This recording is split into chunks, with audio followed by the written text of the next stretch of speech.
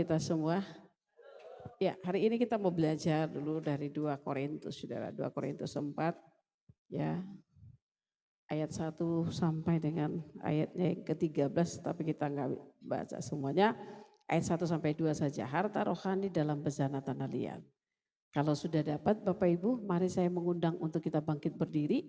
Kita akan baca firman Tuhan ini, ya. Bisa? Ya. Kita bangkit berdiri, Saudara.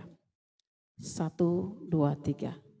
Oleh kemurahan Tuhan kami telah, karena itu kami tidak tawar hati, tetapi kami menolak segala perbuatan tersembunyi yang memalukan. Kami tidak berlaku licik dan tidak memalsukan firman Tuhan. Sebaliknya kami menyatakan kebenaran dan dengan demikian kami menyerahkan diri kami untuk dipertimbangkan oleh semua orang di hadapan Tuhan. Saudara, silahkan duduk. Ya, saya mau sampaikan 2 hal untuk kita di sini, Saudara. Ini kan Paulus nih sama teman-temannya. Siapa teman-temannya? Ada Timotius, ada Titus, ada banyak saudara dikasih Tuhan. Ini dia mengungkapkan bagaimana tekanan ataupun hal-hal yang tidak nyaman mereka alami di dalam pelayanan saudara dikasih Tuhan. Bahkan dia mengaku mereka itu seperti bejana tanah liat. Kalau bejana tanah liat itu kan gampang untuk hancur dan rapuh dan tidak kuat. Kalau jatuh dikit kan sudah langsung berantakan dan hancur. Jadi dia mengaku seperti itu dan ini pernyataan dia saudara. Nah, tekanan-tekanan yang kayak apa sih yang diterima oleh Paulus dan kawan-kawan dalam pemberitaan Injil saudara. Ini mau saya sampaikan kepada saudara. Yang pertama saudara dikasih Tuhan. Kalau kami bisa melayani, sebenarnya kami ini lebih rapuh dari Bapak Ibu. Di ayat 1 dikatakan karena kemurahannya Tuhan.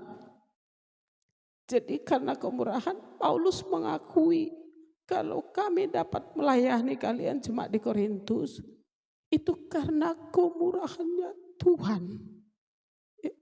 Dari sisi banyak apapun Paulus berkata jemaat itu lebih hebat. Yang dilayani itu lebih. Dan kami ini rapuh, ya, gampang untuk hancur. Tapi karena Tuhan yang pilih, di ayat 1 dikatakan oleh kemurahan Tuhan. Sebenarnya enggak kuat gitu ya. Tapi karena Tuhan yang memilih, Tuhan yang menentukan. Paulus dan kawan-kawan tidak bisa mengelak, saudara. Dia lebih tahu yang punya kekuatan kan Tuhan, yang punya hikmat kan Tuhan, yang memilih kan Tuhan. Semua manusia di dalam dunia ini Tuhan tahu berdosa kok gitu ya. Tapi kenapa Tuhan masih mau datang di dalam keberdosaan manusia itu, Tuhan datang kepada mereka. Nah kalau Tuhan sendiri datang kepada manusia itu nggak bisa. Karena Tuhan itu terlalu kudus dan suci saudara. Nah siapapun manusia yang tidak suci, yang tidak kudus, maka tidak bisa bertahan saudara dikasih Tuhan di hadapan Tuhan. Kira-kira seperti itu. Jadi Paulus di sini dia mengakui itu dia sangat mengalami kerapuhan sebenarnya. Ya, jadi supaya jemaat di Korintus, karena dia mendapat pertentangan dari jemaat di Korintus. Kalau di jemaat-jemaat yang lain itu enggak saudara. Tapi di Korintus ini mungkin karena di Korintus ini kan daerah pelabuhan itu dari bangsa mana saja numplak di situ kota pelajar, di situ kota maksiat, di situ kota yang semuanya di situ gitu ya. Jadi perlawanan kepada kebenaran itu tidak sedikit dialami oleh Paulus. Syukur Paulus ini orangnya pintar ya, dipilih Tuhan gitu ya ke situ saudara. Sehingga dia tahu, nah sekali lagi untuk mengcover semua tuduhan-tuduhan atau apapun ya. Kita sendiri sebagai hamba Tuhan saudara, kadang kita berpikir lawan dan kawan itu dekat di kita gitu. Ya, kalau berhadapan jadi kawan, kalau di belakangi jadi lawan. Ya, jadi saudara dikasih Tuhan, Tuhan mau mengajar kita dengan firman ini. Dia sadar bahwa pelayanan itu satu anugerah. Kalau anugerah, dia nggak bisa gini. Hatiku sebenarnya mau A, tapi Tuhan suruh B. Dia harus tunduk taat kepada ini saudara, kepada firman ini. Dia nggak bisa bawa perasaannya dia, hati dia, pemikiran dia, maunya dia gitu ya saudara. Mesti menurut apa yang maunya Tuhan. Karena melayani itu suatu anugerah, suatu kemurahan. Dia bilang begini ya, aku menerima pelayan ini karena itu kami tidak tawar hati. Jadi karena itu kemurahan Tuhan, mau kayak apapun di situ saudara, gak boleh tawar hati. Itu tawar hati diabaikan saudara. Tapi hati Tuhan yang harus dibawa. Kalau sakit, gak boleh sakit saudara. Harus hati Tuhan yang dibawa. Paulus mungkin merasa seperti tidak adil saudara. Tapi sekali lagi dia melihat Yesus yang mengampuni dosanya. Dia dulu bantai orang tuh. Waktu Tuhan mengampuni, Saulus, Saulus mengapa engkau menganiaya aku? Gak kuat dia dengan perkataan Tuhan itu saudara. Ya, dia lihat begitu banyak dosaku tapi Tuhan mengampuni. Sekarang waktu dia jadi alat Tuhan saudara. Ya, dia bisa rasa Yesus di kayu salib itu.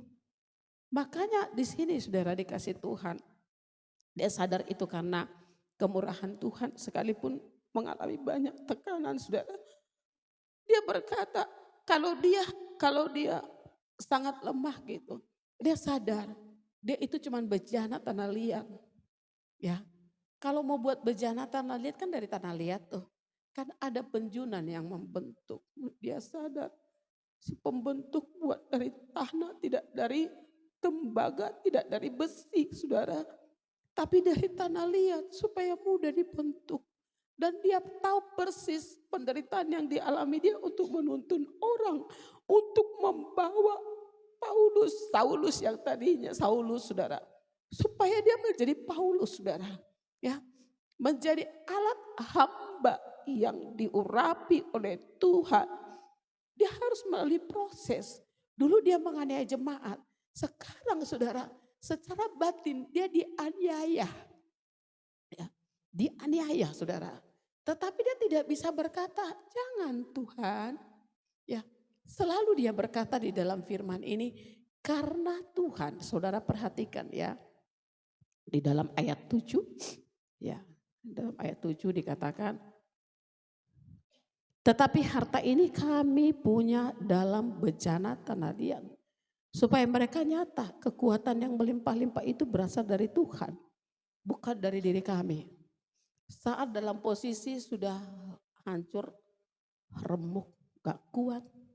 Saudara, kekuatan Tuhan. Karena kan cuma bejana yang gampang remuk saudara. Ya, semua jemaat datang kepada Saulus, kepada Paulus saudara. Persoalan mereka bisa di-cover, dibawa dalam Tuhan, dalam doa. Yang baik dari jemaat gitu ya.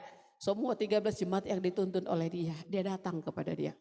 Belum lagi rekan-rekan rasul-rasul itu datang sama dia saudara. Untuk membawa masalah-masalah mereka kepada Tuhan. Ya saudara, dia gak takut.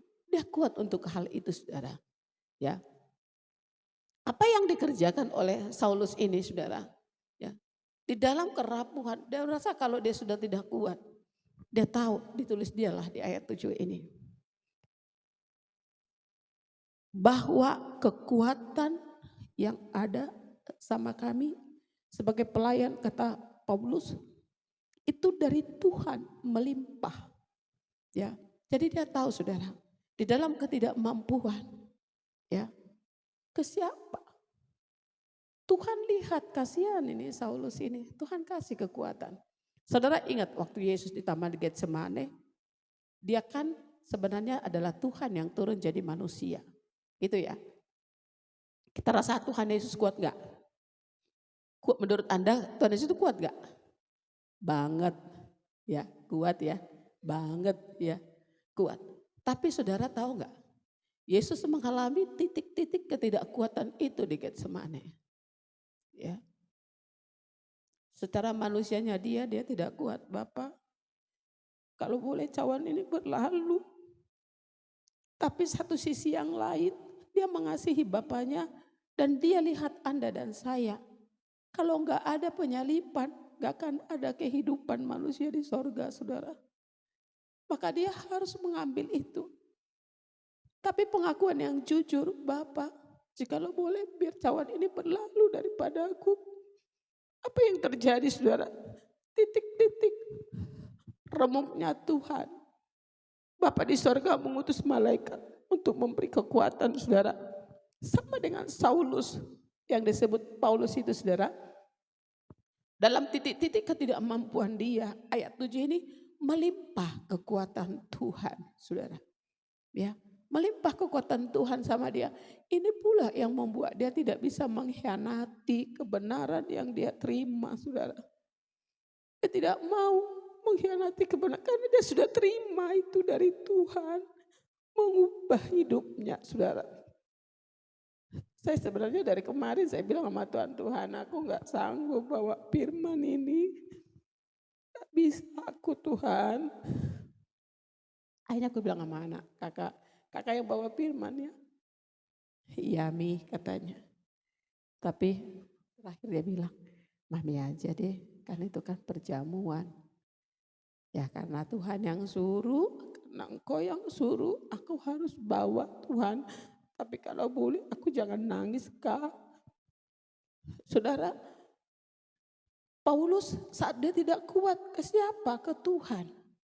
Ya, anak saya bilang begini, ini aku dalam doa nih Mi. Ya, dalam doa, maafkan adik ya, kenapa emang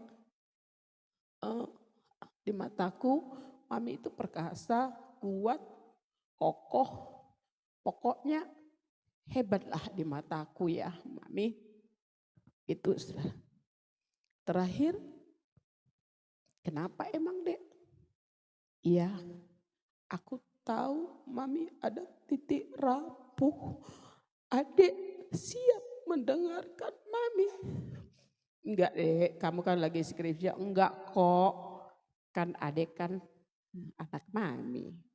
Berarti boleh dong tolong sang Mami. Saudara, aku bilang Tuhan terima kasih. Hari ini Kau menghibur aku. Aku melihat sosok si bungsu dewasa di dalam Engkau. Ya, kong dia WA kakak-kakaknya. Ntar kalau Mami bilang apa, jangan dilama-lamain jawab. Mami punya WA, punya telepon. Saudara dikasih Tuhan, sama dengan Paulus. Paulus ini 13 jemaat dituntun dia, belum lagi di luar sana saudara. Ya kan, saat dia mengalami kerapuhan, ke siapa dia pergi? Ke siapa saudara? Hanya ke Tuhan. Hanya ke Tuhan saudara. Dia bilang begini ya, ayat 10 ya. Kami senantiasa membawa kematian Yesus di dalam tubuh kami, supaya kehidupan Yesus itu menjadi nyata di dalam tubuh kami. Jadi pada saat sakit saudara, dia ingat dengan kematian Tuhan di kayu salib. Itu sakit saudara. Itu Yesus mengalami perjuangan. Gak boleh berkata sama manusia-manusia yang memukuli Tuhan, menyiksa Tuhan, mengkhianati Tuhan. Gak boleh Tuhan Yesus bilang gini, Bapak hajar aja mereka. Atau Yesus berkata begini saudara, malaikat-malaikat di sorga hari ini datang. Ya gebukin tuh tentara-tentara tuh kurang ajar sama kita. Gak bisa saudara. Yesus tidak bisa berkata mereka jahat Bapak, hajar aja, gak bisa. Tapi dia harus berkata, lahir dari hatinya saudara. Inilah manusia-manusia yang mau binasa. Tapi belas kasihan Tuhan itu mengalir, lihat dari sorga. Bapak ampuni mereka. Karena mereka gak tahu apa yang mereka lakukan Bapak. Saudara, Yesus harus dengan tujuan semula. Dia sebagai alat kekuatan Tuhan. Inilah yang dilihat oleh Paulus saudara. Ya, Paulus lihat kami menaruh kematian Yesus itu di dalam hidup kami. Supaya ketika kami mengalami penolakan, ketidaknyamanan, saudara dikasih Tuhan, kami tahu Yesus sudah mengalami lebih dahulu, rasul-rasul sudah mengalami, para nabi sudah mengalami. Jadi kami sebagai hamba-hamba Tuhan di akhir zaman, saudara, harus juga seperti itu. Kira-kira seperti itu. Makanya dia bisa menang. Dia lihat kemurahan Tuhan besar. Kita, saudara, dalam ketidakmampuan kita di dalam hidup kita, ketika kita lihat kemurahan Tuhan, kita nggak bisa berbuat apa-apa kecuali nyerah tanpa syarat sama Tuhan dan mau kerjakan apa yang Tuhan mau, saudara. Ya kan? Seperti itu, nyerah tanpa syarat. Makanya dia bilang, sebenarnya bisa nggak sih dia bela dirinya? Bisa, saudara. Tapi di ayat 2 dibilang, tetapi kami mau menolak segala perbuatan tersembunyi yang memalukan. Ya, Paulus ini tegas orangnya, saudara. Ya kalau nggak benar dibilang aja nggak benar. Kayak Kefas misalnya, dia tuh juga Kefas gitu ya. Kefas jangan kayak gitu dong kamu. Ya kalau di depan orang non Yahudi kamu kayak gitu. Tapi kalau pas sudah datang orang Yahudi, kamu jauhin tuh mereka. Nah dia marah sama Kefas, saudara. Ya, jangan kamu berpura-pura, jangan kamu munafik gitu ya. Saudara, berani dia mau bilang, kenapa? Karena karakter Kristus, kematian di Yesus itu, kebenaran itu plot di dalam hidup, di dalam perkataannya dia. Ya saudara, anak-anak Tuhan itu memang ada resiko untuk menuntun banyak orang ya toh. Menuntun banyak orang kan dengan bagai karakter, bagai macam latar belakang gitu. Gak bisa bilang aku cuma suka yang kayak gini aja, gak bisa saudara. Semua mau yang menerima, mau yang menolak harus dikasihi dan dirangkul. Rangkulan itu mungkin itu akan mengubah para pemberontak untuk menjadi bertobat. Yang sungguh-sungguh akan lebih lagi di dalam Tuhan. Kira-kira seperti itu. Itu yang dikerjakan oleh Paulus. Di ayat 2, tetapi kami menolak segala perbuatan tersembunyi yang memalukan. Maksudnya gini saudara. Waktu dia melayani jemaat di Korintus, notabene jemaat Korintus jemaat orang-orang kaya saudara. Ya, beda dengan ketika di Makedonia, ke Efesus, ya saudara, beda saudara. Di Korintus itu jemaat-jemaat orang kaya semuanya, saudara dikasih Tuhan. Ya, jadi dia kalau mau ngomong pun orang udah banyak lebih berbantah sama dia, saudara. Tapi itu pun gak boleh dia memilah. Aku gak maulah ke Korintus, gak bisa. Dia harus suratin mereka. Coba saudara perhatikan. Kayak Galatia, Efesus, emangnya surat Paulus ada 2 kali. Efesus 2, Efesus 1 gak ada toh. Galatia 1, Galatia gak ada toh. Cuma 1. Tapi lihat di Korintus. Ya, surat Paulus yang pertama, surat Paulus yang kedua. Sampai berkali-kali dia tulis surat ke mereka. Kenapa saudara? Karena urgent, penting gitu. Banyak orang dari kaum, suku kaum dan bahasa dumplak tes itu. Perlu keselamatan yang universal diberikan Tuhan buat mereka saudara. Ya tapi itu pun dia mau saudara dikasih Tuhan. Dia berkata gini, maksudnya di ayat 2 itu gini saudara. Ya, kalau aku melihat sebenarnya dengan kenyamanan di dalam diriku ya, kata Paulus gitu. Boleh loh aku buat menurut mauku sendiri gitu ya. Jadi berhadapan, dia kan enggak, ini kan teman-temannya nanti atau jemaat-jemaat di mana dia pergi, ayo kasih sumbangan untuk janda-janda di Yerusalem. Nah mereka mengumpulkan, tapi tunggu aku datang dulu. Ya karena dia enggak mau orang ambil kesempatan di dalam hal itu. Jadi tunggu aku datang aja dulu nanti ke tempatmu, baru kita kumpulin, baru kita nanti bukan aku yang kasih kirim sumbangan itu ke Yerusalem, tetapi siapa yang Anda pilih di situ untuk kirim ke Yerusalem gitu ya saudara dikasih Tuhan. Nah saudara, dia bukan orang yang jemaat-jemaat itu kasih kebutuhan dia. Dia harus cari juga saudara untuk membiayai hidupnya. Ya kan? Nah dia bilang gini, kalau aku tuh hamba yang mata duitan misalnya, bisa aku buat menurut aturanku sendiri. Ya seperti kita lihat model-model zaman sekarang lah ya. Saudara perhatikan. Tetapi kami menolak segala perbuatan tersembunyi yang memalukan. Kami tidak berlaku licik dan tidak memalsukan firman Tuhan. Jadi ini tidak menjadikan firman ini sebagai komoditas untuk mencari uang saudara. Tapi dia tahu, dia harus ajar mereka, saudara dikasih Tuhan.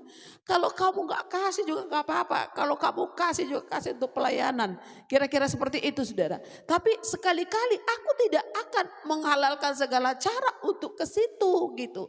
Untuk keberuntungannya kami. Dia gak mau. Makanya di ayat 2 dikatakan di sini, sebaliknya kami menyatakan kebenaran dan dengan demikian kami menyerahkan diri kami untuk dipertimbangkan oleh semua orang di hadapan Tuhan. Kata dipertimbangkan di hadapan Tuhan ya. Jadi kalian boleh mengoreksi deh apa yang kami kerjakan di hadapan Tuhan. Adakah kami berlaku curang? Kira-kira kayak gitulah bahasanya arti daripada firman ini. Adakah menyimpang dari apa yang sudah ditentukan Tuhan untuk kami? Ya, makanya dia bisa berani ngomong sama jemaat di Korintus, dia dikasih Tuhan. Padahal pikir-pikir kalau rata-rata jemaat itu kan adanya mereka. Ngapain dia mesti buat kemah kan gitu ya saudara. Ya kan ada jemaat gitu ya. Sebenarnya aku punya hak. Jadi dia bilang sebagai penginjil, sebagai pengajar. Sebenarnya dia memiliki hak untuk mendapat hal itu. Karena penginjil hidup dari Injil yang diberitakan. Tapi dia tidak mau memanfaatkan itu saudara. Ya, dia tidak mau supaya apa? Supaya tidak bercacat di hadapan Tuhan dan pandangan orang enggak begini, saudara. Nah, Paulus mau mengajar kita di sini, saudara dikasih Tuhan. Sudah seberapa banyak ya kita diajar oleh firman, kita menyerap firman itu dan kita coba untuk kerjakan firman itu seperti apa yang Tuhan mau. Ya, pernahkah kita gembala kita seperti apa? Pernahkah Anda mau cari tahu tidak kan? Susahnya kayak apa? Pernahkah saudara mau tahu tidak kan? Kenapa saudara? Karena firman itu jadi penghiburan buat kami. Ya, makanya kami tidak mengeluh dalam banyak hal saudara dikasih Tuhan. Karena kami tahu hanya Yesus jadi penghibur. Ya, Yesus jadi penghibur. Tapi kepada kami harus bawa karena itu tugas tanggung jawab yang dipercayakan Tuhan buat kami seperti itu. Sama dengan Paulus ini saudara. Nah kita lihat dulu saudara dikasih Tuhan. Ya. Ya. Paulus menegaskan, ini untuk rekan-rekannya ya teman-temannya kayak Timotius dan yang lain saudara dikasih Tuhan. Dikatakan di ayat 6, coba sih kita lihat ayat 6 ya. Mulai ayat 5 dulu, sebab bukan diri kami yang kami beritakan, tetapi Yesus Kristus sebagai Tuhan. Diri kami sebagai hamba-Mu karena kehendak Yesus. Sebab Tuhan yang telah berfirman dari dalam gelap akan terbit terang. Ia juga yang membuat terangnya bercahaya di dalam hati kita. Supaya kita beroleh terang dan pengetahuan tentang kemuliaan Tuhan yang nampak pada wajah Kristus. Ya, bisa banyak orang berpendapat, oh Paulus itu kayak gini. Ya, itu hak orang saudara dikasih Tuhan. Sama dengan Anda. Anda bisa menilai saya begini, begini. Itu hak saudara. Ya, itu hak saudara. Tapi dia bilang gini, aku gak pernah memberitakan yang lain. Hanya Yesus Kristus yang kuberitakan. Karena kalau Yesus itu kuberitakan kepada jemaat. Jemaat itu lagi dibawa kepada terang kemuliaan Tuhan. Untuk apa? Mencapai yang belum kelihatan. Ya, untuk mencapai nanti yang belum kelihatan. Apa itu kehidupan kekal? Tapi berjalan di masa sekarang bersama dengan Tuhan. Supaya Tuhan mendampingi. Sehingga kehidupan mereka semakin cerah gitu loh. Ya, dunia dan segala keadaannya tidak bisa untuk menghadang saudara. Karena kebenaran yang diberikan kepada saudara itu adalah kehidupan, itu adalah masa depan. Saudara dikasih Tuhan. Iblis tidak bisa untuk mau mengganggu, mau menghentikan saudara. Kalau Yesus itu yang diberitakan saudara, murni Yesus itu diberitakan, masa depan penuh harapan itu ada dalam anak cucu saudara. Bukan hanya kepada saudara yang akan mendapat itu. Tetapi keturunan ketiga dan keempat. Kecerahan surga itu diberikan Tuhan buat saudara. Makanya dia berkata, bukan, aku tidak menceritakan tentang diriku. Tetapi Yesus kepada mereka. Karena apa? Karena terang Tuhan itu sudah diberikan kepada Paulus. Suka atau tidak suka dia memang harus kerjakan itu kepada jemaat saudara. Ya kan? Jadi ini hal-hal yang dia rasakan. Nah sekarang saudara, kalau gitu kok banyak tekanan yang dialami. Ya, Kadang kalau kita sudah tidak kuat. Kalau saya sudah tidak kuat, paling saya duduk di meja biasa saya persiapan. Saya dengarlah lagu, saudara. Lagu itu, ku kan berdiri. Lagu itu saya dengar, Tuhan, aku tahu aku harus berdiri kuat. Menyampaikan ini aku enggak kuat Bapak Ibu. Ya. Apa yang membuat, saya lihat apa sih yang membuat Paulus sampai bertahan sampai kepada kesudahannya. Gak enak loh Paulus ini. Yang baik yang dikerjain, di penjara dia. Orang laporin dia, tuh satu, akhirnya dia di penjara lah saudara. Ya di penjara apa sih yang bisa diperbuat oleh dia? Kecuali doa, ya dia harus tulis surat saudara. Roh Kudus lagi ilhami dia.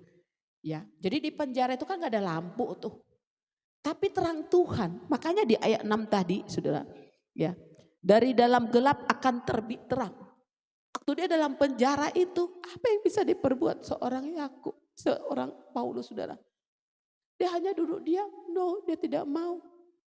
Gak mungkin dia terus memuji Tuhan. Tapi kalau Roh Kudus gerakkan dia untuk memuji Tuhan bersama Silas. Dia memuji Tuhan, pintu-pintu penjara itu terbuka semua dari besi saudara. Ya, pada saat dia diurapi oleh Roh Kudus saudara, itu terbitlah terang Tuhan. Dia menulis surat, ya. Roh Kudus ajar tulis semua surat-surat. Setelah ditulis sama dia, Tuhan suruh dia keluar dari penjara. Dia dikeluarkan dari penjara. Dia sudah ada modal nih. Apa yang ditulis dia? Dibawa dia ke Galatia, ke Efesus. Dibawa dia saudara ke Korintus. Makanya kenapa matanya sampai gak kuat melihat saudara. Orang saudara dikasih Tuhan. Kalau maksa nulis, sakit gak mata? Dia berkata, cabutlah duri dalam dagingku. Termasuk juga salah satu itu saudara. Ya. Kalau Paulus mungkin matanya makin rusak. Kalau saya sih kayaknya Tuhan makin sembuhkan. Dari 425 saudara, minus saya dipulihkan Tuhan jadi 175. Ya kan saudara. Bisa jarang gitu ya. Ya. Dari baca dari 275 jadi 150. Ya, saya percaya Tuhan sampai aku tua cuma satu yang aku minta, jangan aku pikun, jangan mataku rusak. Biar mataku tetap cerah supaya aku bisa lihat terus jemaat ini. Nuntun mereka kepada apa yang benar. Kalau izinkan aku panjang umur, cuma aku satu ku minta. Jangan aku pikun, ya. Jangan mataku tidak bisa lihat. Ya, Tuhan tunjukin saudara. Mata saya mulai mengalami pemulihan. Ya, udah mau hampir 575, turun sampai 175 saudara. Ya, jadi Tuhan itu baik gak? Baik dong. Ya, apa yang membuat dia bertahan? Ya, apa yang membuat dia dapat bertahan? Saudara, yang membuat dia dapat bertahan, dia bilang, aku gak mau tawar hati. Ayat 89. Dalam segala hal kami ditindas namun tidak terjepit. Kami habis akal namun tidak putus asa. Kami dianiaya namun tidak ditinggalkan sendirian. Kami dihempaskan namun tidak binasa. Saudara, dia tidak terkenal. Paulus tidak terkenal. Ya. Tapi sangat dikenal. Ya. Beda terkenal dengan dikenal. Betul enggak? Bapak Presiden terkenal enggak? Terkenal. Terkenal ya. Tapi siapa di antara kita yang kenal dia? Cuma sebenar hanya kenal sepintas. Ya. Kata di sini sekalipun tidak terkenal namun dikenal. Berarti ada satu sosok, ada karisma yang mereka bisa lihat di dalam diri Paulus. Betul enggak saudara? Ya kan? Saya kalau orang baru WA telepon saya, Bun katanya, oh berarti ini orang kenal sama saya.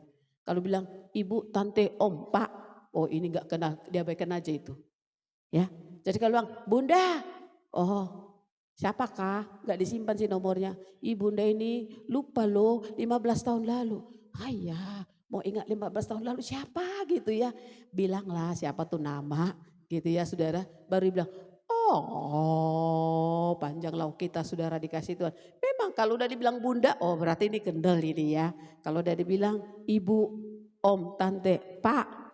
Ya, dia bilang, bro, oh berarti ini gak kenal sama saya ini. Ya, saudara dikasih Tuhan.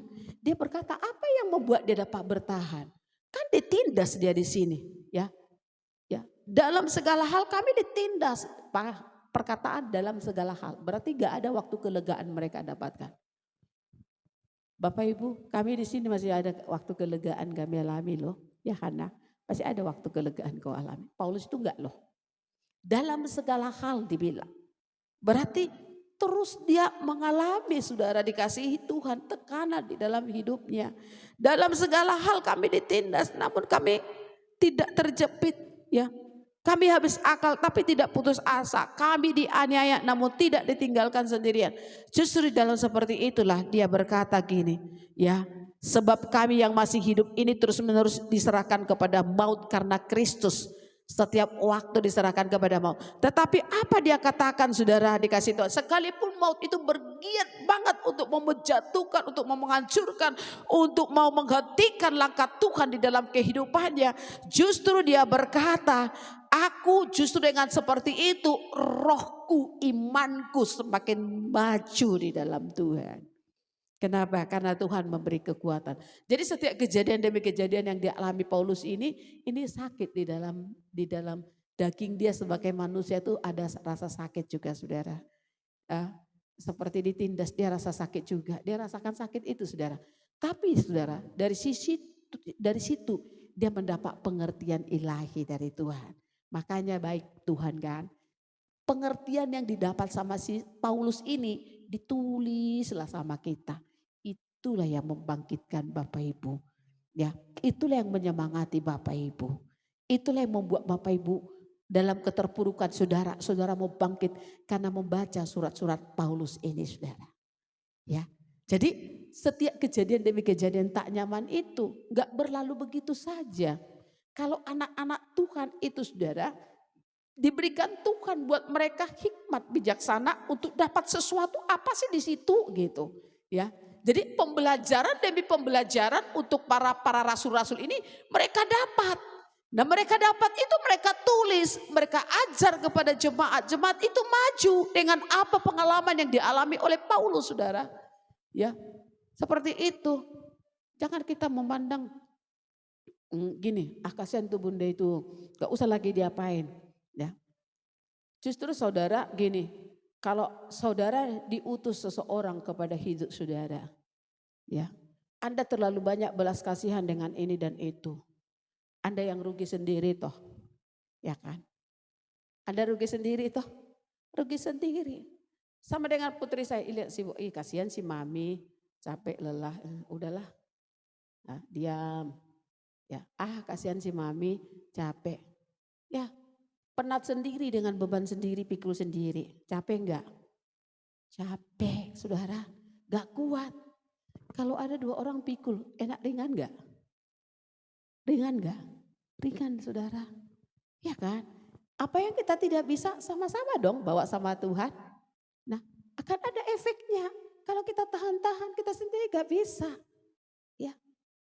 Seperti itu, saudara. Saya pun enggak mau beban-beban saya pikul sendiri. Ya, saya nggak mau, saudara. Palingan Pak tengah malam saya nyanyi, ya saya angkat tangan, saya bikin tuh tap itu HP kuat-kuat, kalau enggak saya nyanyi di situ. Palingan lagu saya haleluya saja. Ya, hanya itu aja lagu saya kalau tengah malam, saudara. Saya percaya saya seperti diangkat roh saya oleh Tuhan untuk bisa bawa semuanya sama Tuhan supaya plong, enak, ringan. Ya, saudara. Nah, dia katakan, saudara, ya, dia katakan yang membuat dia bertahan itu apa? Penindasan itu dia alami memang, tapi dia nggak menyerah karena dia tahu di dalam penindasan itu Tuhan hibur dia. Kalau baik-baik saja biasa-biasa, ya nggak dia dapat apa-apa, saudara. Tetapi di setiap sisi kesulitan, sisi-sisi kesulitan yang dialami oleh Paulus, dia mendapat pembelajaran Tuhan di sana yang tidak dapat di mana-mana. Bapak Ibu, saudara tidak akan dapat pelajaran pada waktu saudara senang-senang, betul enggak? Tapi pada saat saudara bergumul, saudara menangis, saudara merata sama Tuhan, saudara merendahkan diri di hadapan Tuhan, banyak hal yang dibuka Tuhan kepada saudara, betul enggak? Ya, kalau kita lagi happy-happy, senang-senang, saudara, Gak dapat apa-apa saudara. Ya kan? Palingan bersyukur sama Tuhan panjang lebar bersyukur. Saudara ya tertawa tersenyum. Tapi pada saat saudara mengalami masalah. Ya mau saudara mau tertawa saudara gak bisa. Nangis saudara itu menjadi doa. Orang yang remuk hati kata firman dekat dengan Tuhan. Gak ada firman Tuhan bilang orang yang senang-senang dekat banget sama Tuhan. Ya saudara, gak kan? Orang yang remuk hati yang dekat sama Tuhan saudara. Ya, Tuhan itu terbuka lebar-lebar hati Tuhan untuk orang yang remuk hati itu. Betul enggak? Ya, makanya dia berkata, waktu aku ditindas, dianiaya, ya, dan aku dihempaskan. Ya, ini jemaat Korintus yang diajari loh, ya. Tapi mereka berbantah dengan dia, saudara. Ya. Apakah dia berhenti? Enggak. Tulis surat dia. Ya, tulis surat sama mereka, saudara. Dia enggak takut mau berhadapan sama mereka. Nanti aku sama orang-orang pemberontak itu, ya. Tapi dia bilang gini, kalau mereka enggak mau, padahal aku udah kuajar di ayat yang ketiga. Jika Injil yang kami beritakan masih tertutup juga buat mereka. Ya. Dia enggak kecewa, dia enggak kecewa, saudara. Dia belajar untuk bisa menerima semuanya. Kenapa? Karena sudah ada kekuatan Tuhan yang terus dialirkan dari surga untuk dia. Sehingga dia gak sakit hati. Iya kan? Biasa kalau orang disakiti hati seperti khotbah Hana mau hawa orang itu lewat aja emoh, betul enggak? Ya. Seperti itu ya. Betul enggak? Ya. Tapi kalau Paulus ini saudara, dia sudah berjuang untuk mereka. Tapi kalaupun tertutup untuk mereka, kata dia di ayat 4, orang-orang yang tidak percaya, yang pikirannya telah dibutakan oleh ilah zaman ini.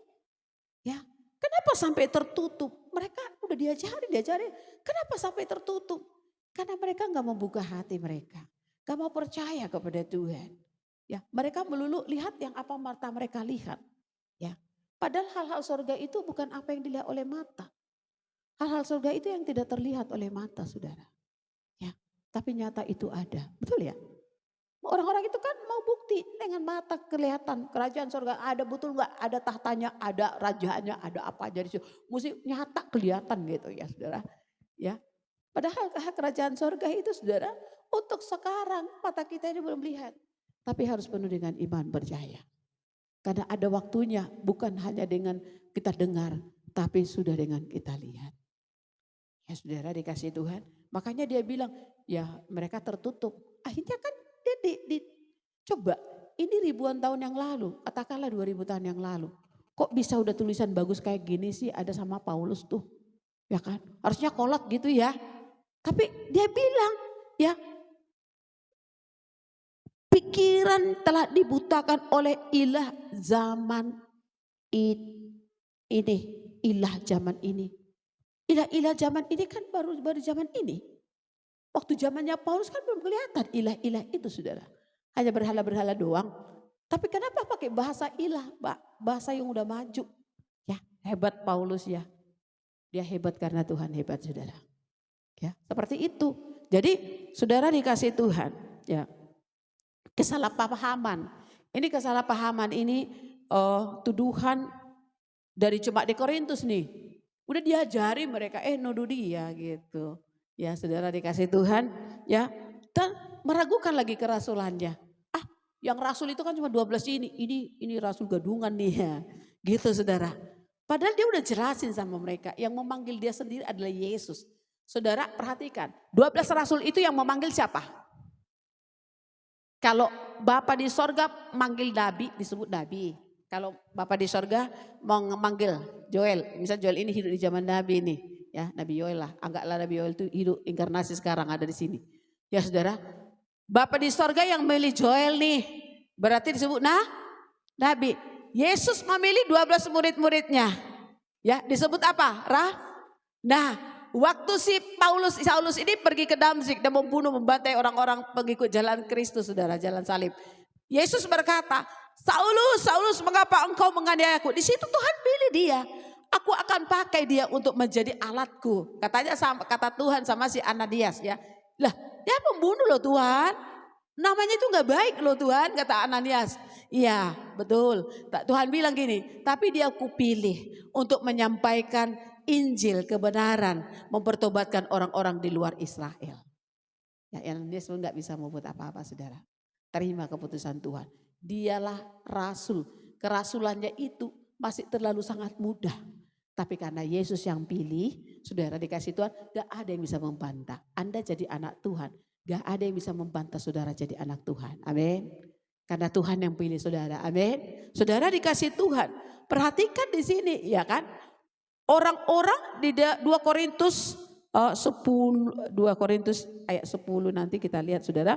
Bagaimana orang-orang Korintus itu meragukan kerasulannya, saudara dikasih Tuhan. Ya. Makanya dia bilang kami senantiasa membawa kematian Yesus. Apakah dia mencak-mencak? Enggak saudara. Ya udahlah kalau kalian gak mau terima ya mau bilang apa gitu ya. Ya udahlah biarlah situ. Ya saudara dikasih Tuhan. Nah saudara, Tuhan mau mengajar kita melalui cerita Paulus ini ya. Yang sebenarnya bisa sih dia ya kan lihat orang-orang model kayak gini dihajar sama dia aja ya kan gitu. Tapi dia belajar, selalu dia belajar di dalam hidupnya gini saudara. Justru karena itu aku tidak memalsukan firman Tuhan. Kalaupun aku dihujat ketika aku menyampaikannya. Karena aku hamba dari Kristus. Maka aku pun harus menerimanya. Betul ya saudara? Ya, makanya di dalam 2 Korintus 2b tadi itu kami tidak berlaku licik, tidak memalsukan firman Tuhan. Bisa kan dia akan manas hati, dihajar orang itu dengan firman Tuhan. Model manusia sekarang gitu toh. Ya kan? Kalau pendetanya nggak suka ditembaki dengan firman. Paulus nggak mau. Nggak mau Paulus saudara. Aku nggak mau memalsukan firman Tuhan. Firman Tuhan ini murni. Firman ini kebenaran. Membawa orang kepada kehidupan yang kekal. Dia gak mau saudara. Ya saudara, bagian yang kedua saudara dikasih Tuhan. Yang tadi saya sudah sampaikan kepada saudara. Paulus tidak kecewa ketika dia diperangi. Ya saudara, waktu dia diperangi dia gak mau kecewa saudara. Karena dia tahu penderitaannya dia adalah cerminan Tuhan Yesus dalam hidupnya. Kalau semua hamba-hamba Tuhan saudara, mengalami apapun mereka, baik dari jemaat, baik dari luar jemaat, itu mereka akan bisa bertahan. Ya, mereka akan kuat, mereka akan mampu untuk membawa jiwa-jiwa itu kepada Tuhan. Dan saya percaya jemaat-jemaat itu kan banyak yang sayang sama gembalanya. Saudara sayang nggak sama gembala saudara? Iya kan, akan sayang, banyak sayang saudara. Walaupun ada kadang kambing kan, namanya kambing juga ya toh. Kalau domba kan ya nurut-nurut aja. Tapi kalau coba kambing, ya kan. Merepek di sini, merepek di luar, ya kan? Kawan di depan, lawan di belakang. Ngerti gak maksud saya? Saat di depan jadi kawan, manis, betul gak? Tapi di belakang, ya kan? Ngerti maksud saya? Ya kan? Seperti itu, jadi lawan saudara. Tapi dia berkata, aku menaruh kematian Kristus itu di dalam diriku. Ya. Supaya kebangkitan Tuhan itu adalah kehidupan. Saudara perhatikan. Namun karena kami memiliki roh iman, ayat 13 saudara. Ya.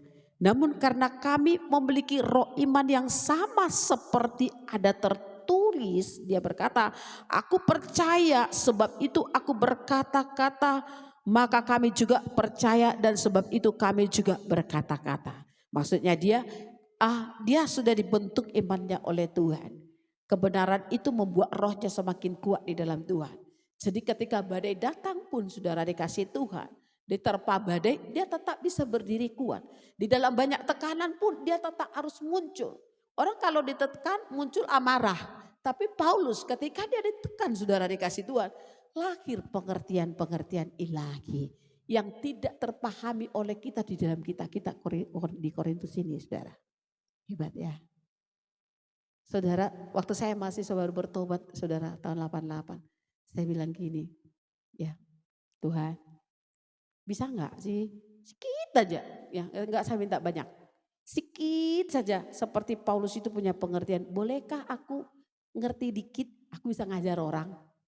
Itu cuma permintaan yang sederhana saja, saudara. Ya, dikit, saya tahu dia orang pintar. Ya enggak, kemampuannya itu, otaknya itu kayaknya volumenya besar gitu ya, saudara. Untuk memahami. Nah dia berkata di ayat 14, karena kami tahu bahwa ia yang telah membangkitkan Tuhan Yesus.